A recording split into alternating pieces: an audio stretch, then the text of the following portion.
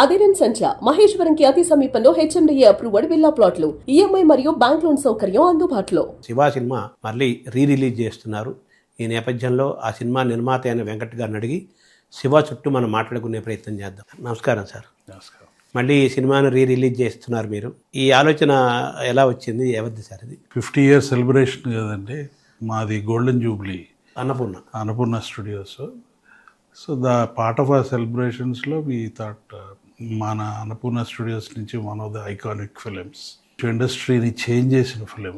So అది మళ్ళీ ముందుకు ఒకసారి తీసుకొస్తే బాగుంటుందని. అందులో Annapurna studios has a very proud legacy of post production and sound effects, editing, mixing అవన్నీ యూజ్ చేసుకుని దీన్ని శివ ఎక్స్పీరియన్స్ని విజువల్గాను ఆడియోగా ఎన్హాన్స్ చేసి పాత సినిమాలని ఎట్లా చేయొచ్చు, ఏఐ కూడా వాడి, ఆర్టిఫిషియల్ ఇంటెలిజెన్స్ కూడా వాడి, it will be a new experience for the audience. ఇదివరకు చూసినట్లు మళ్ళీ ఇంకొక రకంగా చూస్తారు. ఇది చూడని వాళ్ళు ఇప్పుడు మోడర్న్ ప్రొడక్షన్ వాల్యూస్తో చూస్తారు. సో కంప్లీట్గా అన్నపూర్ణ స్టూడియోస్ మీ ఎక్విప్మెంటు, మీకున్న టెక్నాలజీ, మీకున్న టెక్నికల్ నోహౌతోనే ఇది మొత్తం మళ్ళీ మనకి పోస్ట్ ప్రొడక్షన్ సర్వీసెస్లో Dolby Atmos we have one of the best mixing theatres in Asia. ఇటువంటి థియేటర్లో మేబీ 8-9 ఉంటాయేమో Dolby approved premium Dolby Atmos status అన్నమాట. సో ఆ సౌండ్ అప్పుడు Shiva at the time was known for a new experience in sound. అంటే చాలా attention తీసుకుని చేసిన సినిమా, ఇంక్లూడింగ్ టేకింగ్ కానీ, ఆల్ కెప్ట్ ఇన్ మైండ్.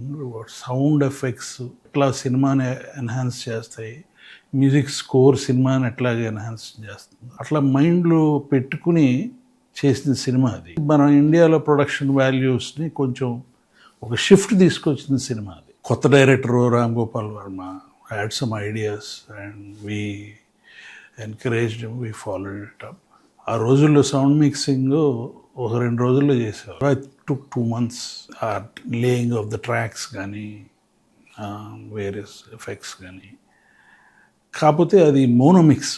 అంటే ఆ రోజున్న టెక్నాలజీ, ఆ రోజుల్లో ఈ టెక్నాలజీ లేదు. ఈ సరౌండ్ సౌండ్ టెక్నాలజీ అది, plus enhanced colour styling. So మళ్ళీ ట్రాక్స్ అన్నీ రీలే చేసి, ఎందుకంటే ఆ ట్రాక్స్ని కనుక డాల్బీ అట్మాస్లో కన్వర్ట్ చేస్తే మఫుల్డ్ సౌండ్ వస్తుంది అని మా టెక్నీషియన్స్ ఫీల్ అయ్యారు. సివి రావు గారు వాళ్ళందరూ, చీఫ్ అక్కడ, ఫీల్ అయ్యారు మా ఫుల్ సౌండ్స్ సరిగ్గా ఉండవు అని చెప్పి. సో ఆడియో ట్రాక్ని, డైలాగ్ ట్రాక్ని సపరేట్ చేశారు బై యూజింగ్ ఏఐ.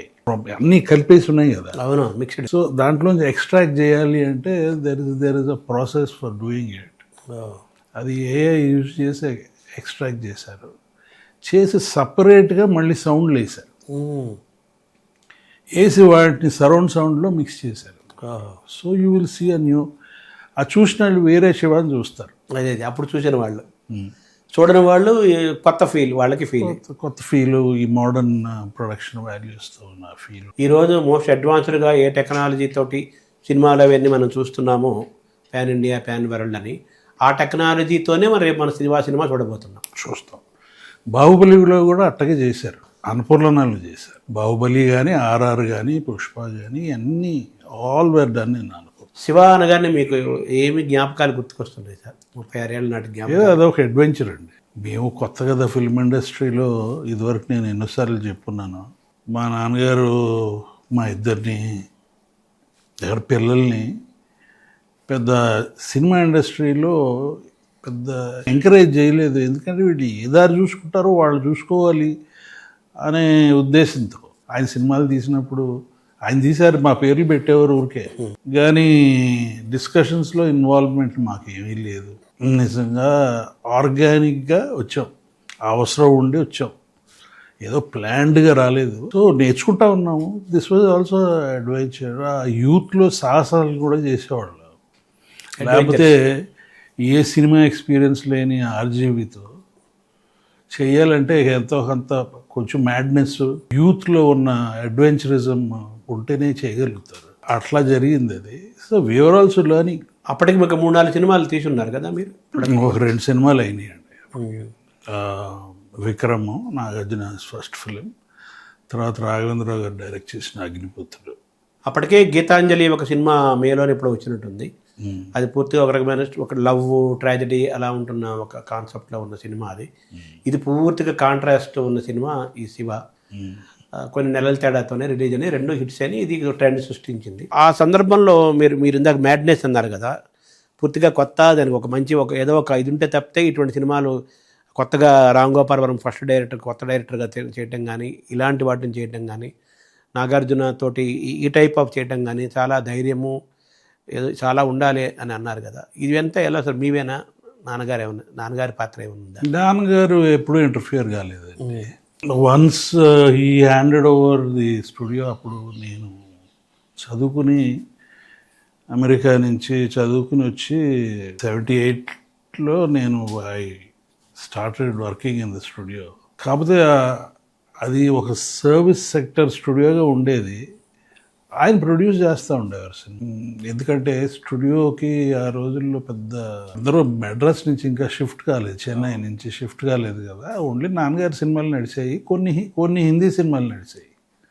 ఎందుకంటే సౌత్ ఇండియన్ ప్రొడ్యూసర్స్ హిందీ సినిమాలు తీస్తే జితేంద్ర గారు వాళ్ళు ఇక్కడికి షూట్ చేసేవారు అనమాట వాళ్ళ సినిమాలు.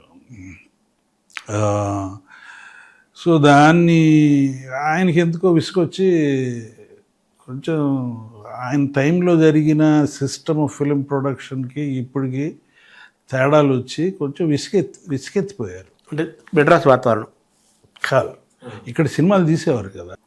నాగేశ్వరరావు గారు ప్రేమాభిషేకం ఇవన్నీ 10 సినిమాలు తీశారు, 10-11 సినిమాలు తీశారు. నా పేరు నాగార్జున పేరు ప్రొడ్యూసర్గా ఉంటుంది, కానీ ఇందాక చెప్పినట్టు దే వాజ్ నో ఇన్వాల్వ్మెంట్. ఆయనే అన్నీ చేసేవారు.